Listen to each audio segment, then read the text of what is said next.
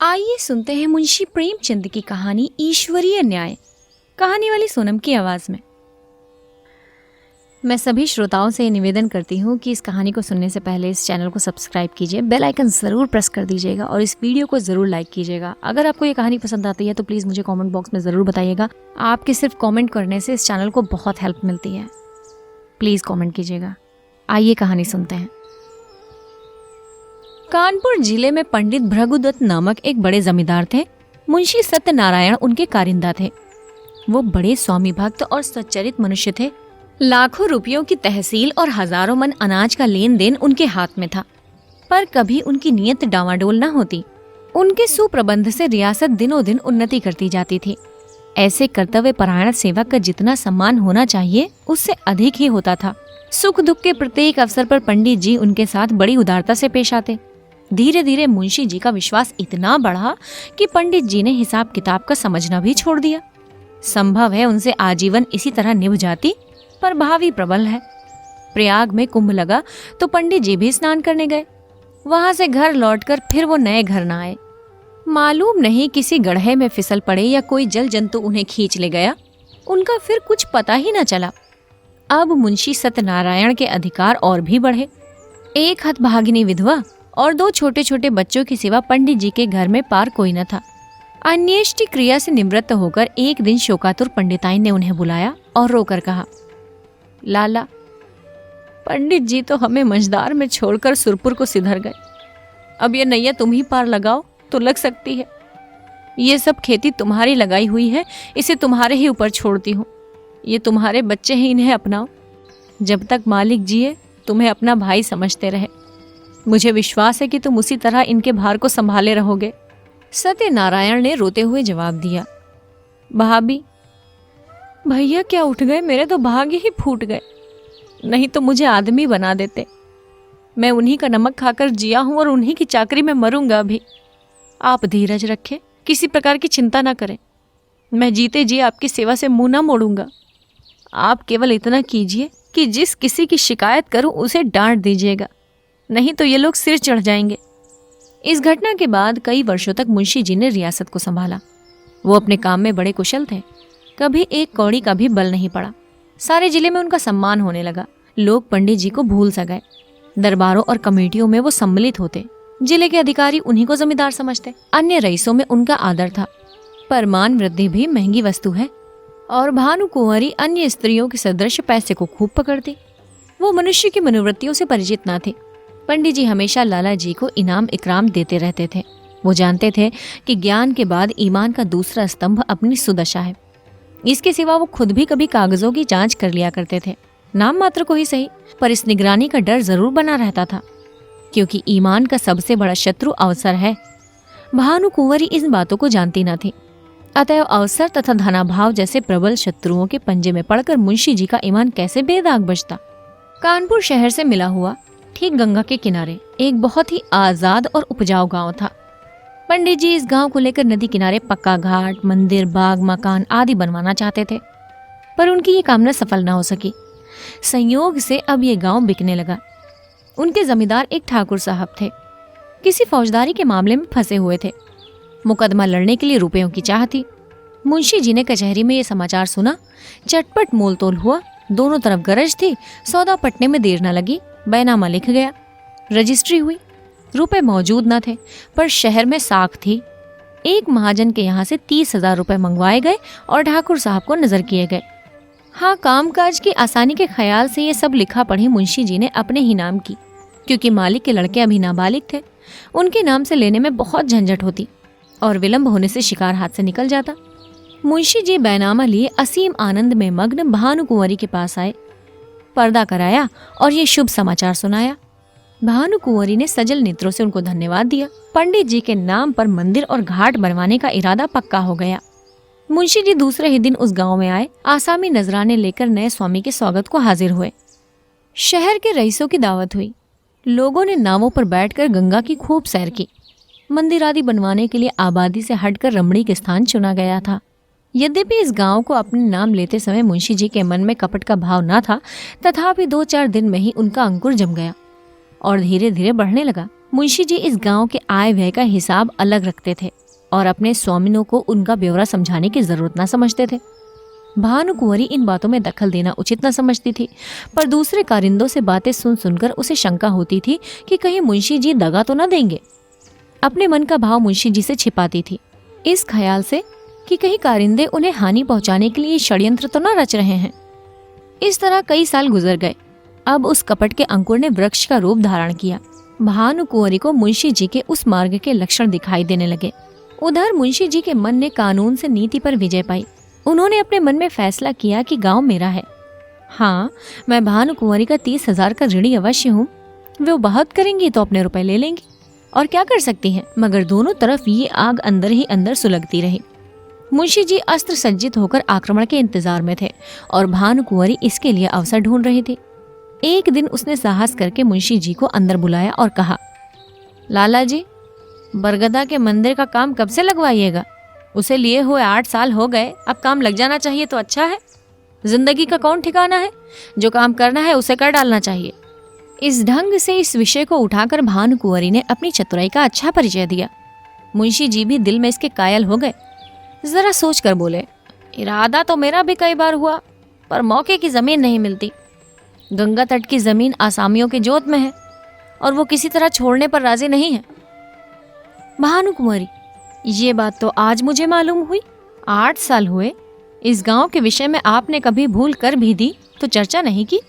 मालूम नहीं कितनी तहसील है, क्या मुनाफा है, कैसा गांव है, कुछ सीर होती है या नहीं। जो कुछ करते हैं आप ही करते हैं और करेंगे, पर मुझे भी तो मालूम होना चाहिए। मुंशी जी संभल उठे। उन्हें मालूम हो गया कि इस चतुर स्त्री से बाजी लेना मुश्किल है।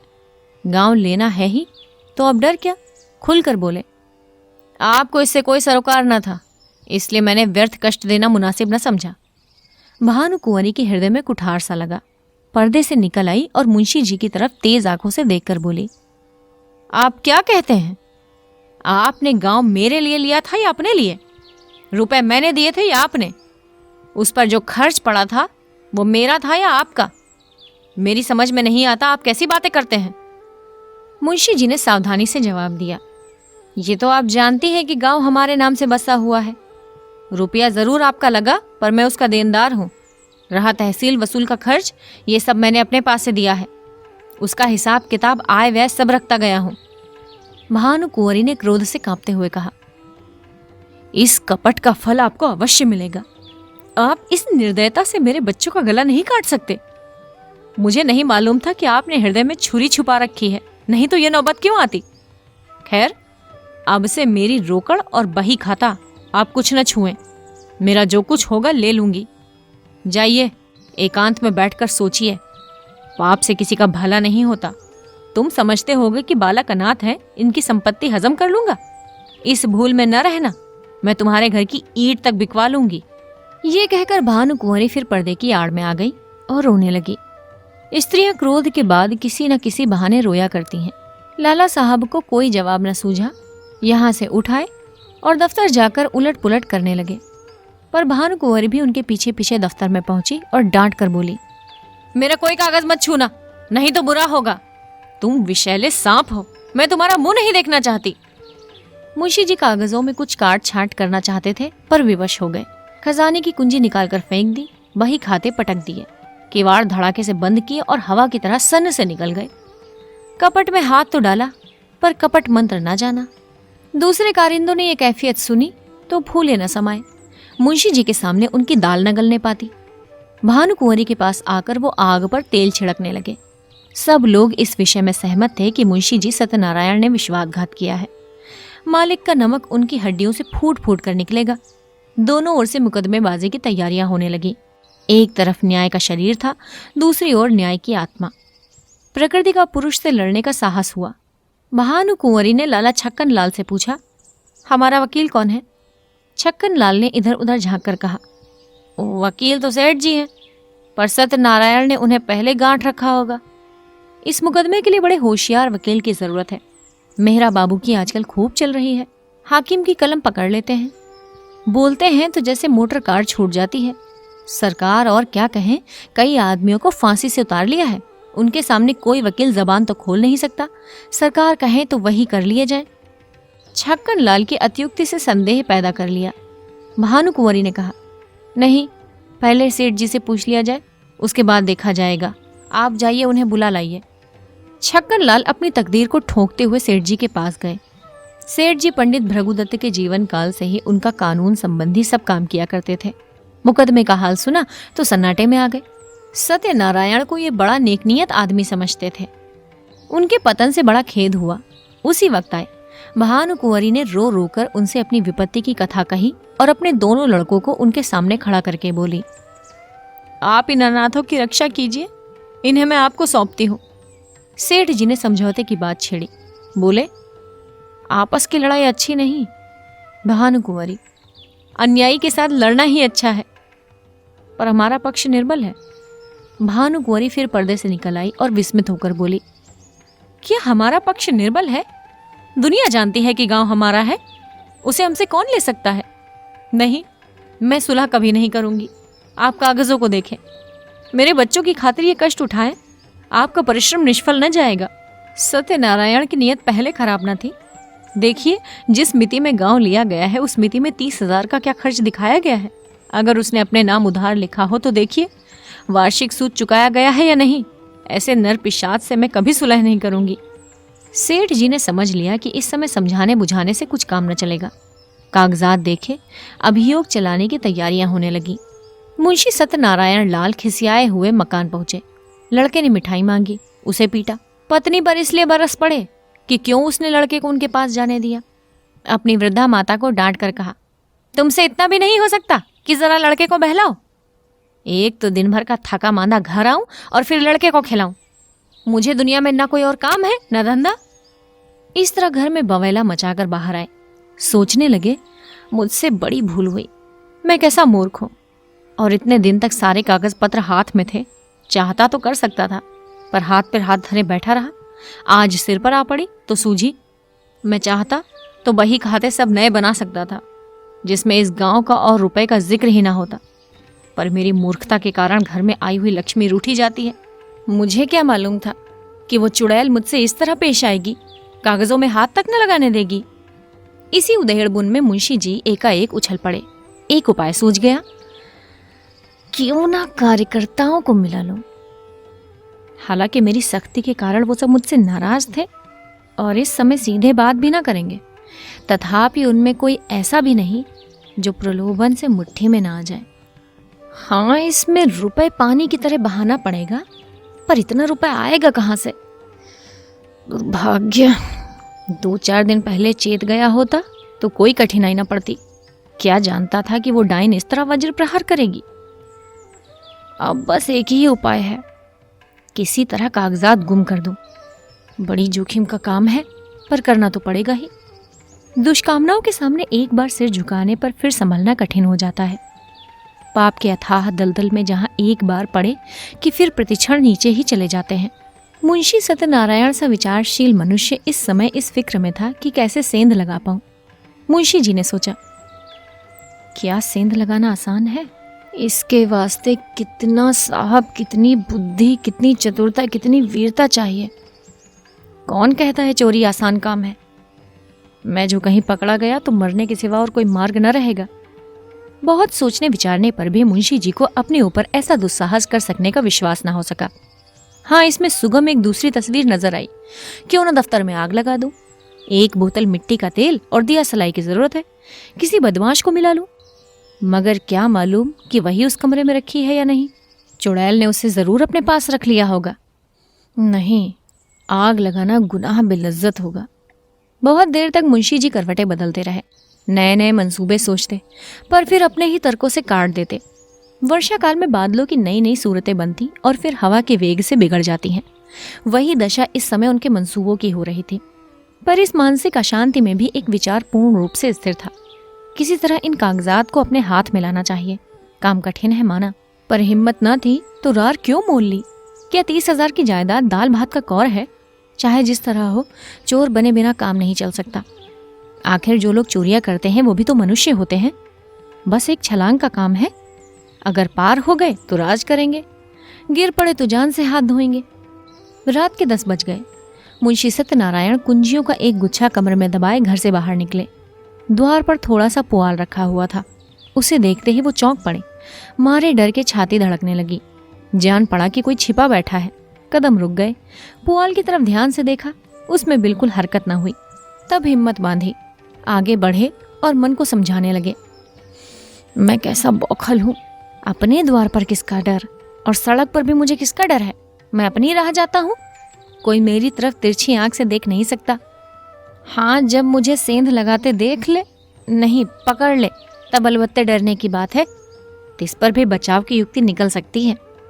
अकस्मात उन्होंने भानुकुंवरी के एक चपरासी को आते हुए देखा। कलेजा धड़क उठा। लपक कर एक अंधेरी गली में घुस गए। बड़ी देर तक वहां खड़े रहे। जब सिपाही आंखों से ओझल हो गया, तब फिर सड़क पर आए। वो सिपाही आज सुबह इनका गुलाम था। उसे इन्होंने कितनी ही बार गालियां दी थी, लातें मारी थी, पर आज उसको देखकर उनके प्राण सूख गए। फिर उन्होंने तर्क की शरण ली। मैं मानो भंग खाकर आया हूँ। इस चपरासी से इतना डरा मानो वो मुझे देख लेता, पर मेरा क्या कर सकता था। हजारों आदमी रास्ता चल रहे हैं, उन्हीं में से एक मैं भी हूँ। क्या वो अंतर्यामी है? सबके हृदय का हाल जानता हूँ। मुझे देखकर वो अदब से सलाम करता और वहां का कुछ हाल भी कहता, पर मैं उससे ऐसा डरा कि सूरत तक न दिखाई। इस तरह मन को समझाकर वो आगे बढ़े। सच है, पाप के पंजों में फंसा हुआ मन पतझड़ का पत्ता है, जो हवा के जरा से झोंके से गिर पड़ता है। मुंशी जी बाजार पहुंचे। अधिकतर दुकानें बंद हो चुकी थीं। उनमें सांड और गाय बैठी हुई जुगाली कर रही थी। केवल हलवाइयों की दुकानें खुली थी और कहीं कहीं गजरे वाले हार की हाँक लगाते फिरते थे। सब हलवाई मुंशी जी को पहचानते थे, अतएव मुंशी जी ने सिर झुका लिया।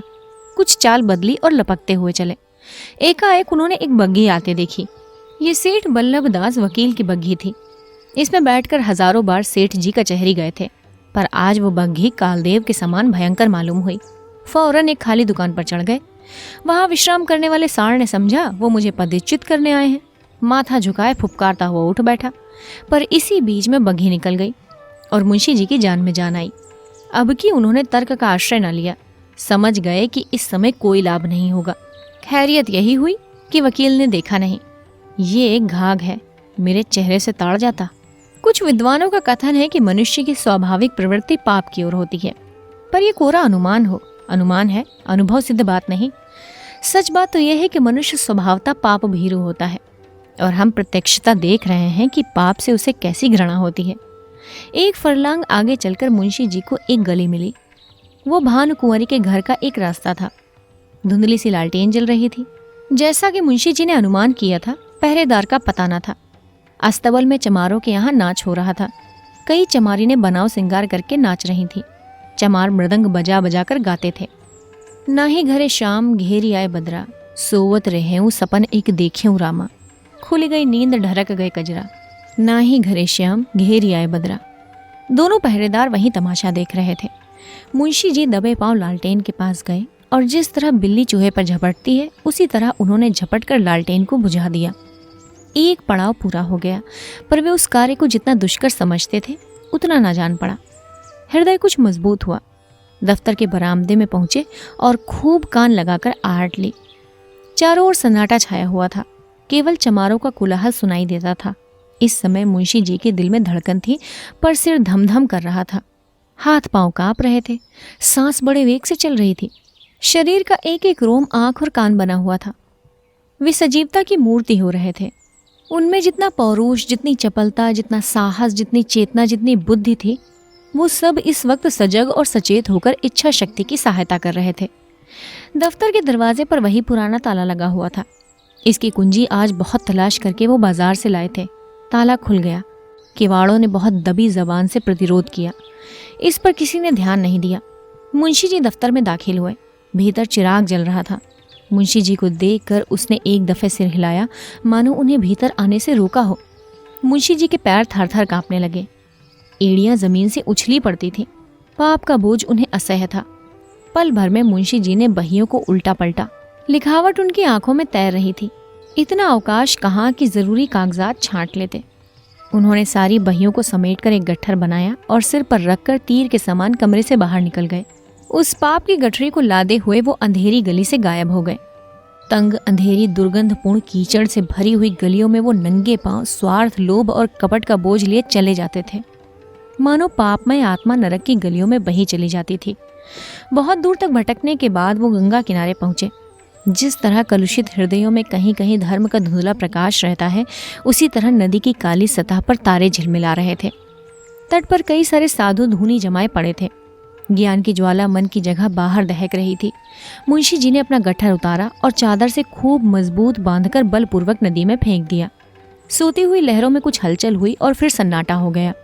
मुंशी सत्यनारायण लाल के घर में 2 स्त्रियां थीं, माता और पत्नी। वे दोनों अशिक्षिता थीं। न वो बॉडी पहनती थी, न जूते मोजे, न हारमोनियम पर गा सकती थी। यहाँ तक कि उन्हें साबुन लगाना भी न आता था। हेयर पिन, ब्रूचेस, जैकेट आदि परमावश्यक चीजों का तो नाम ही नहीं सुना था। बहू में आत्मसम्मान जरा भी नहीं था, न सास में आत्मगौरव का जोश। बहू अब तक सास की घुड़कियां भीगी बिल्ली की तरह सह लेती थी। सास को बच्चे के नहलाने धुलाने, यहाँ तक कि घर में झाड़ू देने से भी घृणा न थी। बहू स्त्री क्या थी, मिट्टी का लौंदा थी। 1 पैसे की जरूरत होती तो सास से मांगती। सारांश ये कि दोनों स्त्रियां अपने अधिकारों से बेखबर अंधकार में पड़ी हुई पशुवत जीवन व्यतीत करती थीं। ऐसी फोहड़ थी कि रोटियां भी अपने हाथों से बना लेती थीं। कंजूसी के मारे दालमोट, समोसे कभी बाजार से न मंगाती। आगरे वाले की दुकान से चीजें खाई होती तो उनका मजा जानती। बुढ़िया खूसट दवा दर्पण भी जानती थी।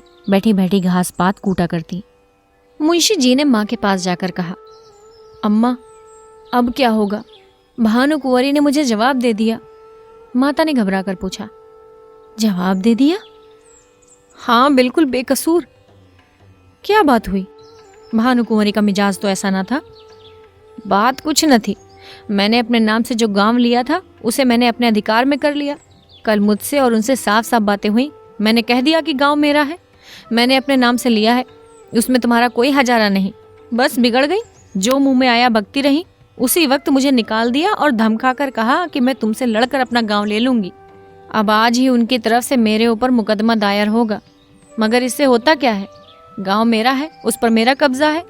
1 नहीं 1000 मुकदमे चलाए, डिग्री मेरी होगी। क्यों भैया? वो गांव लिया तो था तुमने उन्हीं के रुपयों से और उन्हीं के वास्ते। लिया था तब लिया था। अब मुझसे ऐसा आबाद और मालदार गांव नहीं छोड़ा जाता। वो मेरा कुछ नहीं कर सकती, मुझसे अपना रुपया भी नहीं ले सकती। 150 गांव तो है, तब भी हवस नहीं मानती। बेटा, किसी के धन ज्यादा होता है तो वो उसे फेंक थोड़े ही देता है। तुमने अपनी नीयत बिगाड़ी, ये अच्छा काम नहीं किया। दुनिया तुम्हें क्या कहेगी? और दुनिया चाहे जो कुछ कहे या ना कहे, तुमको भला ऐसा करना चाहिए कि जिसकी गोद में इतने दिन पले, जिसका इतने दिनों तक नमक खाया, उससे दगा करोगे? नारायण ने तुम्हें क्या नहीं दिया? मजे से खाते हो, पहनते हो। घर में नारायण का दिया 4 पैसा है, बाल बच्चे हैं, और क्या चाहिए? मेरा कहना मानो, इस कलंक का टीका अपने माथे न लगाओ। ये अपजस मत लो। बरकत अपनी कमाई में होती है, हराम की कौड़ी कभी नहीं फलती। ऐसी बातें बहुत सुन चुका हूँ। दुनिया उन पर चलने लगे तो सारे काम बंद हो जाएं। मैंने इतने दिनों तक इनकी सेवा की, मेरी ही बदौलत ऐसे ऐसे 4-5 गांव बढ़ गए। जब तक पंडित जी थे मेरी नीयत का मान था। मुझे आंख में धूल डालने की जरूरत ना थी। वो आप ही मेरी खातिर कर दिया करते थे।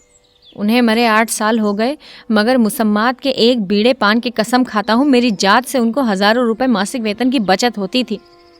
क्या उनको इतनी भी समझ ना थी कि ये बेचारा जो इतनी ईमानदारी से मेरा काम करता है, इस नफे में कुछ उसे भी मिलना चाहिए? ये कहकर ना दो, इनाम कहकर दे दो, किसी तरह तो दो। मगर वो तो समझती हैं कि मैंने इसे 20 रुपए महीने पर मोल ले लिया है। मैंने 8 साल तक सब कुछ किया। अब क्या इसी 20 रुपए में मैं गुलामी करता रहूं और अपने बच्चों को दूसरों का मुंह ताकने के लिए छोड़ जाऊं? अब मुझे ये अवसर मिला है, इसे क्यों छोड़ूं? जमींदारी की लालसा लिए क्यों मरूं? जब तक जीऊंगा खुद खाऊंगा। मेरे पीछे मेरे बच्चे चैन उड़ाएंगे। माता आंखों में आंसू भरकर बोली, बेटा, मैंने तुम्हारे मुंह से ऐसे पहले कभी बातें नहीं सुनी। तुम्हें क्या हो गया है? तुम्हारे आगे बाल बच्चे हैं, आग में हाथ न डालो। बहू ने सास की ओर देखकर कहा, हमको ऐसा धन नहीं चाहिए, हम अपनी दाल रोटी में मगन हैं। अच्छी बात है, तुम लोग दाल रोटी खाना, गाढ़ा पहनना, मुझे अब हलवे पूरी की इच्छा है। ये अधर्म मुझसे ना देखा जाएगा, मैं गंगा में डूब मरूंगी। पत्नी बोली, तुम्हें यह सब काटा बोना है तो मुझे मायके पहुंचा दो। मैं अपने बच्चों को लेकर इस घर में न रहूंगी। मुंशी ने झुंझला कर कहा।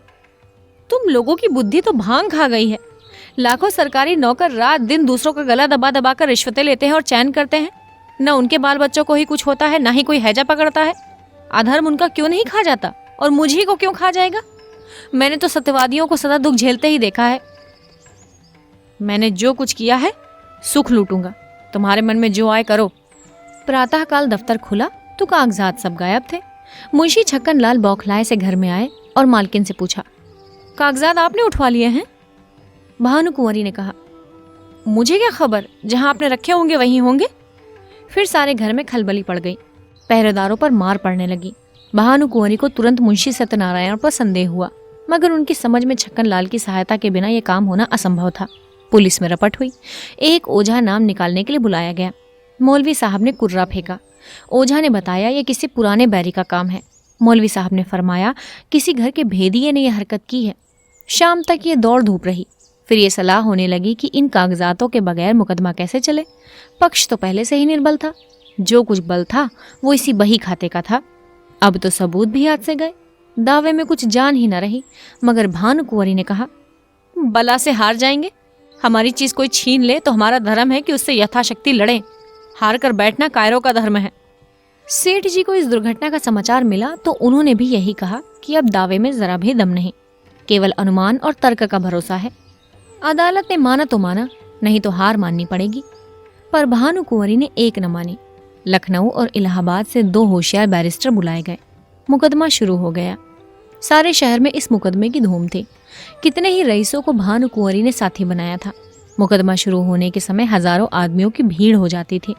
लोगों के इस खिंचाव का मुख्य कारण ये था कि भानुकुंवरी एक पर्दे की आड़ में बैठी हुई अदालत की कार्यवाही देखा करती थी, क्योंकि उसे अब भी अपने नौकरों पर जरा भी विश्वास न था। वादी बैरिस्टर ने एक बड़ी मार्मिक वक्तृता दी। उसने सत्यनारायण की पूर्वावस्था का खूब अच्छा चित्र खींचा। उसने दिखलाया कि वे कैसे स्वामी भक्त, कैसे कार्यकुशल, कैसे कर्मशील थे, और स्वर्गवासी पंडित भृगुदत्त का उस पर पूर्ण विश्वास हो जाना किस तरह स्वाभाविक था। इसके बाद उसने सिद्ध किया कि मुंशी सत्यनारायण की आर्थिक व्यवस्था कभी ऐसी ना थी कि वो इतना धन संचय करते। अंत में उसने मुंशी जी की स्वार्थपरता, कूटनीति, निर्दयता और विश्वासघातकता का ऐसा घृणात्पादक चित्र खींचा कि लोग मुंशी जी को गालियां देने लगे। इसके साथ ही उसने पंडित जी के अनाथ बालकों की दशा का बड़ा ही करुणोत्पादक वर्णन किया। कैसे शोक और लज्जा की बात है कि ऐसा चरित्रवान, ऐसा नीति कुशल मनुष्य इतना गिर जाए कि अपने स्वामी के अनाथ बालकों की गर्दन पर छुरी चलाने पर संकोच न करे। मानव पतन का ऐसा करुण, ऐसा हृदय विदारक उदाहरण मिलना कठिन है। इस कुटिल कार्य के परिणाम की दृष्टि से इस मनुष्य के पूर्व परिचित सद्गुणों का गौरव लुप्त हो जाता है, क्योंकि वो असली मोती नहीं, नकली कांच के दाने थे जो केवल विश्वास जमाने के निमित्त दर्शाए गए थे। वो केवल सुंदर जाल था जो एक सरल हृदय और छल छद्म से दूर रहने वाले रईस को फंसाने के लिए फैलाया गया था। इस नर पशु का अंतःकरण कितना अंधकारमय, कितना कपटपूर्ण, कितना कठोर है, और इसकी दुष्टता कितनी घोर है, कितनी अपावन है। अपने शत्रु के साथ दया करना तो एक बार क्षम्य है, मगर इस मलिन हृदय मनुष्य ने उन बेकसों के साथ दगा किया है जिस पर मानव स्वभाव के अनुसार दया करना उचित है। यदि आज हमारे पास बही खाते मौजूद होते, अदालत पर सत्यनारायण की सत्यता स्पष्ट रूप से प्रकट हो जाती। पर मुंशी जी के बर्खास्त होते ही दफ्तर से उनका लुप्त हो जाना भी अदालत के लिए एक बड़ा सबूत है। शहर में कई रईसों ने गवाही दी, पर सुनी सुनाई बातें जिरह में उखड़ गईं। दूसरे दिन फिर मुकदमा पेश हुआ। प्रतिवादी के वकील ने अपनी वक्तृता शुरू की। उसमें गंभीर विचारों की अपेक्षा हास्य का आधिक्य था। ये एक विलक्षण न्याय सिद्धांत है कि किसी धनाढ्य मनुष्य का नौकर जो कुछ खरीदे वो उसके स्वामी की चीज समझी जाए। इस सिद्धांत के अनुसार हमारी गवर्नमेंट को अपने कर्मचारियों की सारी संपत्ति पर कब्जा कर लेना चाहिए। ये स्वीकार करने में हमको कोई आपत्ति नहीं कि हम इतने रुपयों को प्रबंध ना कर सकते थे और ये धन हमारे स्वामी ही से ऋण लिया, पर हमसे ऋण चुकाने का कोई तकाजा न करके वो जायदाद ही मांगी जाती है। यदि हिसाब के कागजात दिखलाए जाएं तो वो साफ बता देंगे कि मैं सारा ऋण दे चुका।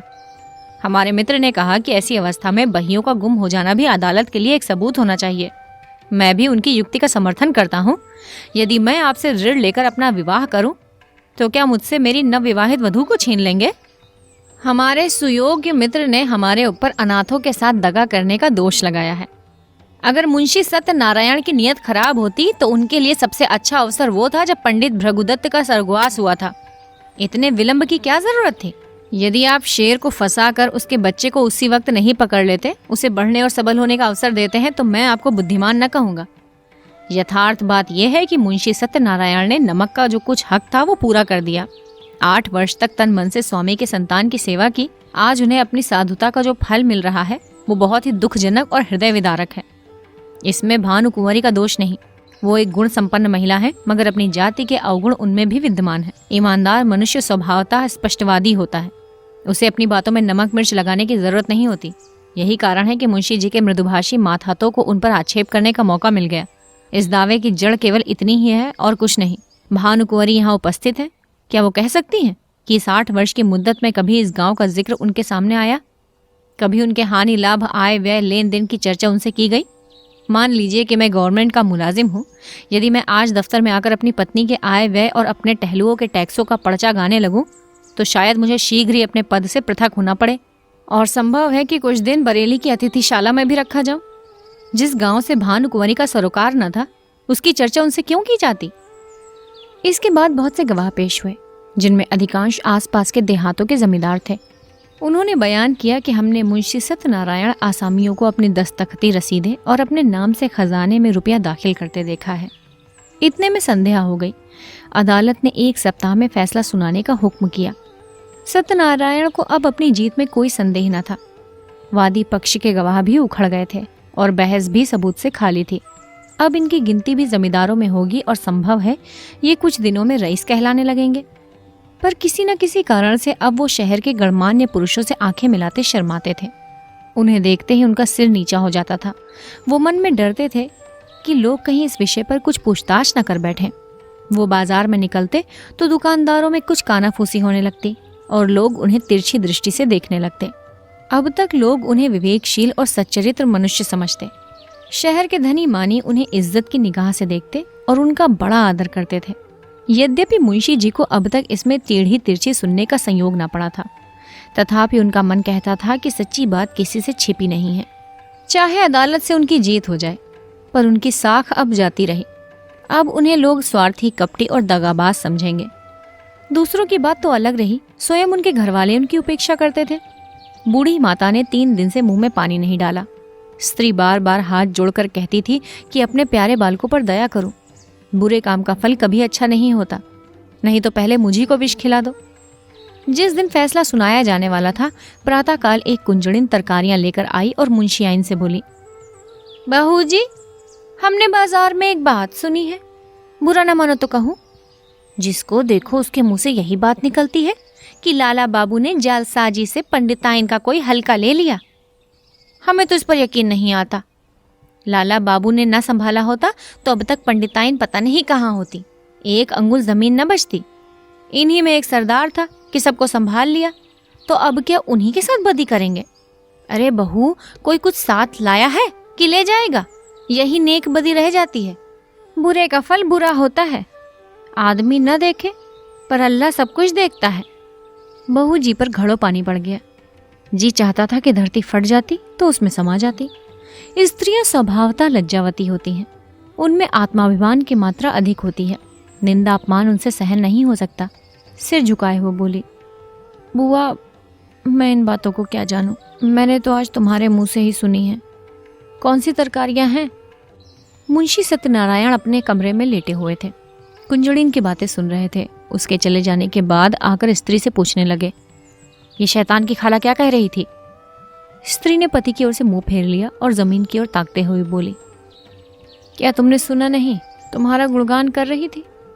तुम्हारे पीछे देखो किस किस के मुंह से ये बातें सुननी पड़ती हैं और किस किस मुंह से छिपाना पड़ता है। मुंशी जी अपने कमरे में लौट आए। स्त्री को कुछ उत्तर नहीं दिया। आत्मा लज्जा से परास्त हो गई। जो मनुष्य सदैव सर्व सम्मानित रहा हो, जो सदा आत्माभिमान से सिर उठाकर चलता रहा हो, जिसकी सुकृति की सारे शहर में चर्चा होती हो, वो कभी सर्वथा लज्जा शून्य नहीं हो सकता। लज्जा कुपथ की सबसे बड़ी शत्रु है। कुवासनाओं के भ्रम में पड़कर मुंशी जी ने समझा था कि मैं इस काम को ऐसी गुप्त रीति से कर ले जाऊंगा कि किसी को कानो कान खबर ना होगी, पर उनका ये मनोरथ सिद्ध ना हुआ। बाधाएं आ खड़ी हुई। उसके हटाने में उन्हें बड़े दुस्साहस से काम लेना पड़ा, पर यह भी उन्होंने लज्जा से बचने के निमित्त किया। जिससे कोई ये ना कह सके कि अपनी स्वामिनी को धोखा दिया। इतना यंत्र करने पर भी निंदा से न बच सके। बाजार का सौदा बेचने वालियां भी अब अपमान करती हैं। कुवासनाओं से दबी हुई लज्जा शक्ति इस कड़ी चोट को सहन न कर सकी। मुंशी जी सोचने लगे, अब मुझे धन संपत्ति मिल जाए, ऐश्वर्यवान हो जाऊंगा, परंतु निंदा से मेरा पीछा न छूटेगा। अदालत का फैसला मुझे लोक निंदा से न बचा सकेगा। ऐश्वर्य का फल क्या है? मान और मर्यादा। उससे हाथ धो बैठा तो ऐश्वर्य को लेकर क्या करूंगा? चित्त की शक्ति खोकर, लोक लज्जा सहकर, जन समुदाय में नीच बनकर और अपने घर में कलह का बीज बोकर ये संपत्ति मेरे किस काम आएगी? और यदि वास्तव में कोई न्याय शक्ति हो और वो मुझे इस कुकृत्य का दंड दे, तो मेरे लिए सिवा मुख में कालिख लगाकर निकल जाने के सिवा और कोई मार्ग न रहेगा। सत्यवादी मनुष्य पर कोई विपत्ति पड़ती है तो लोग उनके साथ सहानुभूति करते हैं। दुष्टों की विपत्ति लोगों के लिए व्यंग्य की सामग्री बन जाती है। उस अवस्था में ईश्वर अन्यायी ठहराया जाता है, मगर दुष्टों की विपत्ति ईश्वर के न्याय को सिद्ध करती है। हे परमात्मा, इस दुर्दशा से किसी तरह मेरा उद्धार करो। क्यों ना जाकर मैं भानु कुंवरी के पैरों पर गिर पड़ूं और विनय करूं कि ये मुकदमा उठा लो। शोक, ये बात मुझे पहले क्यों ना सूझी? अगर कल तक मैं उनके पास चला गया होता तो बात बन जाती, पर अब क्या हो सकता है? आज तो फैसला सुनाया जाएगा। मुंशी जी देर तक इसी विचार में पड़े रहे, पर कुछ निश्चय न कर सके कि क्या करें। भानु कुंवरी को भी विश्वास हो गया कि अब गांव हाथ से गया। बेचारी हाथ मलकर रह गई। रात भर उसे नींद न आई। रह रहकर मुंशी सत्यनारायण पर क्रोध आता था। हाय पापी, ढोल बजाकर मेरा 50,000 का माल लिया जाता है और मैं कुछ नहीं कर सकती। आजकल के न्याय करने वाले बिल्कुल आंख के अंधे हैं। जिस बात को सारी दुनिया जानती है उसमें भी उनकी दृष्टि नहीं पहुंचती। बस दूसरों को आंखों से देखते हैं। कोरे कागजों के गुलाम हैं। न्याय वो है जो दूध का दूध, पानी का पानी कर दे। ये नहीं कि खुद ही कागजों के धोखे में आ जाए, खुद ही पाखंडियों के जाल में फंस जाए। इसी से तो ऐसी छली कपटी, दगाबाज और दुरात्माओं का साहस बढ़ गया है। खैर, गांव जाता है तो जाए, लेकिन सत्यनारायण, तुम शहर में कहीं मुंह दिखाने के लायक भी न रहोगे। इस ख्याल से भानु कुंवरी को कुछ शांति हुई। शत्रु की हानि मनुष्य को अपने लाभ से भी अधिक प्रिय होती है। मानव स्वभाव ही कुछ ऐसा है। तुम हमारा एक गांव ले गए, नारायण चाहेंगे तो तुम भी इससे सुख न पाओगे। तुम आप नरक की आग में जलोगे। तुम्हारे घर में कोई दिया जलाने वाला न रह जाएगा। फैसले का दिन आ गया। आज इजलास में बड़ी भीड़ थी।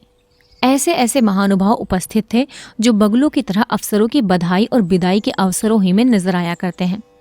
वकीलों और मुख्तारों की पलटन भी जमा थी। नियत समय पर जज साहब ने इजलास सुशोभित किया। विस्तृत न्याय भवन में सन्नाटा छा गया। अहलमद ने संदूक से तजबीज निकाली। लोग उत्सुक होकर एक एक कदम आगे खिसक आए। जज ने फैसला सुनाया। मुद्दई का दावा खारिज। दोनों पक्ष अपना अपना खर्च सह लें। यद्यपि फैसला लोगों के अनुमान के अनुसार ही था, तथापि जज के मुंह से उसे सुनकर लोगों में हलचल सी मच गई। उदासीन भाव से फैसले पर आलोचनाएं करते हुए लोग धीरे धीरे कमरे से निकलने लगे। एकाएक भानु कुंवरी घूंघट निकाले इजलास पर आकर खड़ी हो गई। जाने वाले लौट पड़े। जो बाहर निकल गए थे दौड़ कर आ गए और कुतूहल पूर्वक भानु कुंवरी की तरफ ताकने लगे। भानु कुंवरी ने कंपित स्वर में जज से कहा, सरकार, यदि हुक्म दे तो मैं मुंशी जी से कुछ पूछूं? यद्यपि ये बात नियम के विरुद्ध थी, तथापि जज ने दयापूर्वक आज्ञा दे दी। तब भानु कुंवरी ने सत्यनारायण की तरफ देखकर कहा, लाला जी, सरकार ने तुम्हारी डिग्री तो कर ही दी। गांव तुम्हें मुबारक रहे, मगर ईमान आदमी का सब कुछ है। ईमान से कह दो गांव किसका है? हजारों आदमी ये प्रश्न सुनकर कौतूहल से सत्यनारायण की तरफ देखने लगे। मुंशी जी विचार सागर में डूब गए। हृदय में संकल्प और विकल्प में घोर संग्राम होने लगा। हजारों मनुष्यों की आंखें उनकी तरफ जमी हुई थी। यथार्थ बात अब किसी से छिपी न थी। इतने आदमियों के सामने असत्य बात मुंह से निकल न सकी। लज्जा से जबान बंद कर ली।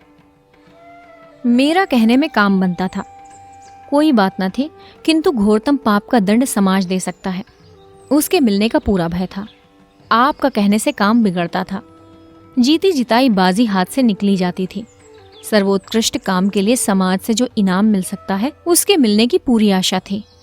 आशा ने भय को जीत लिया। उन्हें ऐसा प्रतीत हुआ जैसे ईश्वर ने मुझे अपना मुख उज्जवल करने का यह अंतिम अवसर दिया है। मैं अब भी मानव सम्मान का पात्र बन सकता हूँ, अब अपनी आत्मा की रक्षा कर सकता हूँ। उन्होंने आगे बढ़कर भानुकुंवरी को प्रणाम किया और कांपते हुए स्वर से बोले, आपका। हजारों मनुष्यों के मुंह से एक गगन स्पर्शित ध्वनि निकली, सत्य की जय।